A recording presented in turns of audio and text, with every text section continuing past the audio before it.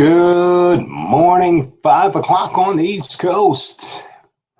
Brandon Hardison, president of Champion Strategies. Glad to be with you for this edition of Hardison's Tips. Glad you can make it this morning early, so we're not going to keep you. Let's get right into it. So today we're going to be talking about understanding and guiding effectively as leaders our salespeople through a process. You know it and I know it, but all too often salespeople are directed by the urgencies of the moment. In other words, they come out of a meeting or a manager has them in the office getting down on them. A lead pops up and a customer calls with a problem, or there's some paperwork that needs to be met and turned in at the office, but they're always finding themselves pursuing an agenda that's created by other people. They're too busy, too often doing the wrong things. The best salespeople, however, understand that sales happens as a result of methodical and managing people as a team with well-defined steps in a process. They have refined, being the organization, the process to a sense that it works consistently, didn't say 100%, for that particular organization. So if you're a leader out there, a new manager, maybe you need to be listening in just like some of the salespeople. So what is the first step? Let's engage with the right people. So what does that mean? That means your job, our job, let's bring in the right person that fits the team. This engaging has to be consistent. So I need a team member that can be face to face, doing, handling, respecting our processes, whether it's face to face, on the phone, email, website. These are the right people that you need for your team. It's your job not to rush through an interview, but get the right person that you know you can put your arms around and coach them successfully to the process that you want them to know. Step two, how about making them feel comfortable? Well, comfortable, I don't know what you mean, because we're in a busy, we're always hurrying up, there's always meetings, OEM always needs something, but you're the leader, the salespeople made a career change. Let me ask you this, are we having daily one-on-ones?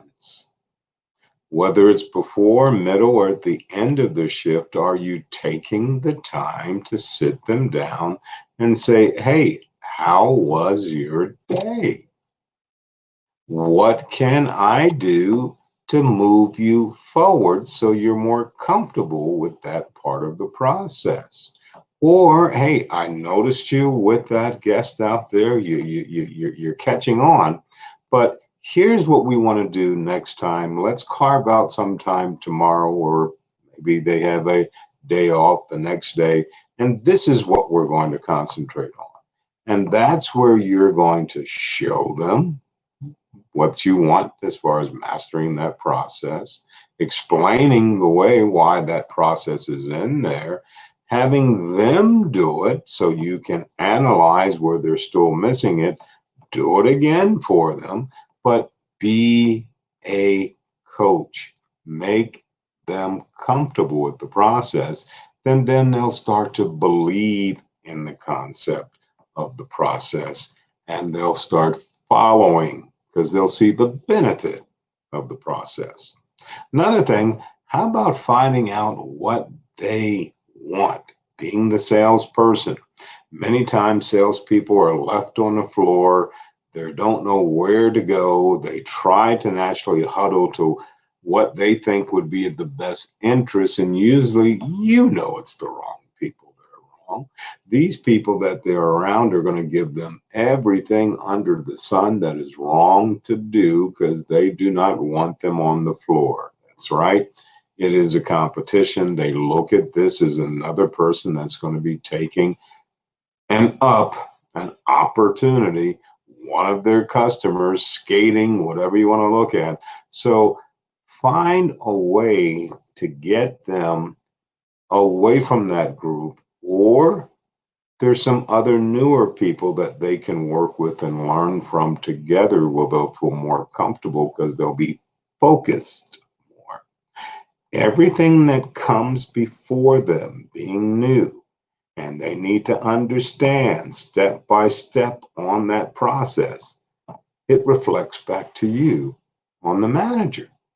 Remember, they made a career change based on what you said you were going to do for them so they can see some success.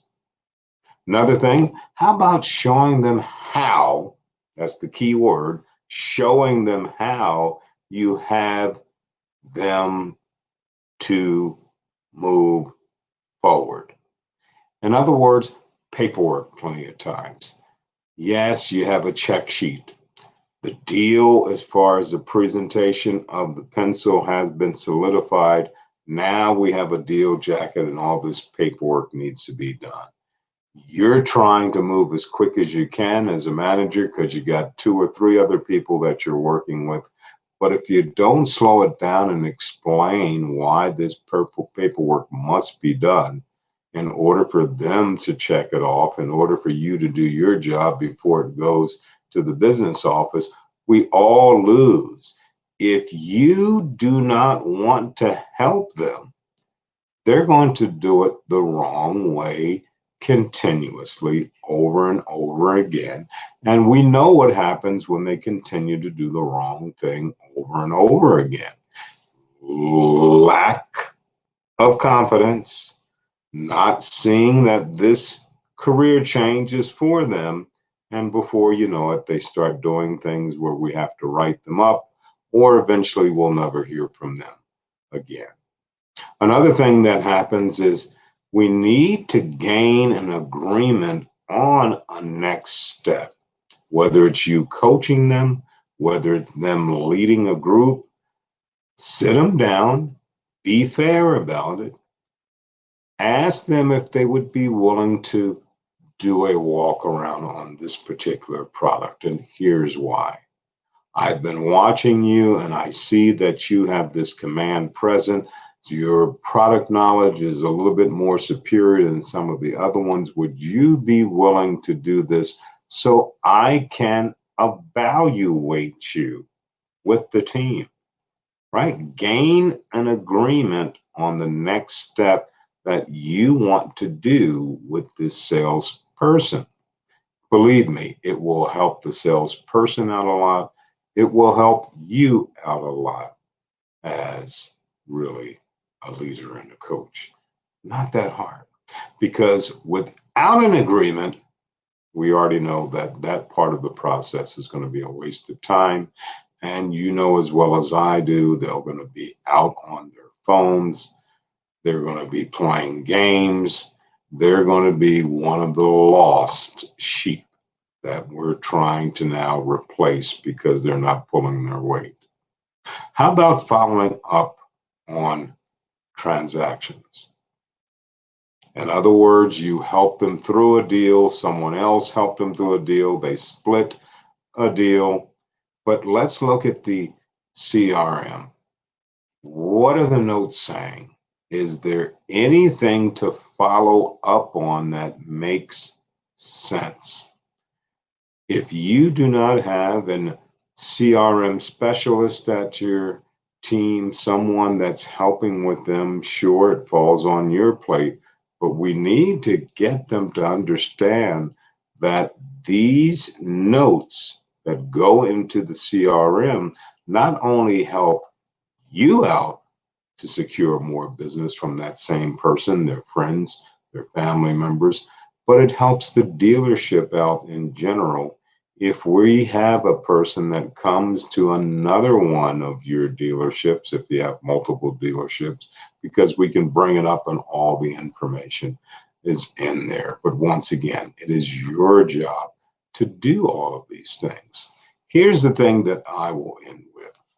The best salespeople anywhere that I know were built to be effective salespeople. Now, you may have heard the adage that salespeople are strange people and they are different and unique. No, with practice, with practice, with coaching, with leadership, by staying on them, by patting them on the back, by making sure, especially in that first 30, 60, 90 days, if you really do the right job with that person, yeah, now you're going to have a superstar. And that's what we need in this industry. That's what the consumers are begging for in this industry. I don't know the last time you sent one of your newer salespeople right when they came here and you presented your processes and how you want them to deal with a customer. Send them out mystery shopping in your community and let them see what your other brothers and sisters, because we're all a family in this, let them see what customers go through at your competition. That will sink in their head. So they know when they have an opportunity face to face on the phone, if you do distance deliveries with that, I need to do it differently because I don't want to be treated the way I saw that during mystery shopping. Hey, if some of this makes sense, outstanding.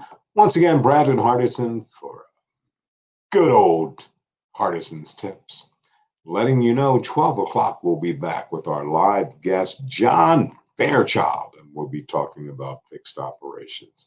In the meantime, as always in parting, make it a champion day.